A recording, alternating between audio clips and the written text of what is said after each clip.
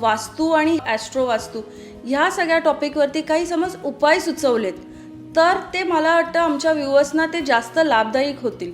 आपल्या वास्तूतली जी ईशान्य दिशा आहे तिथे रोज पाण्याचा एक तुम्ही हांडा भरून ठेवा आणि रोज ते पाणी बदलत जा आणि बघा एक 15 दिवस महिन्यानंतर तुमच्या वास्तूतलं घरातलं वातावरण कसं बदलतंय किंवा तुमच्या ज्या तक्रारी आहेत त्या मिनिमाइज होत आहेत की नाही बघा. ज्या आपण दक्षिण आणि पश्चिम दिशा अशुभ म्हणतो त्या अशुभ दिशांच्या ऊर्जा रिफ्लेक्ट व्हाव्या त्याच्यासाठी म्हणून आरसे लावा म्हणून सांगितलेलं आहे की तसे आरसे लावले तर त्याचाही उपयोग होतो असं आपण म्हणतो.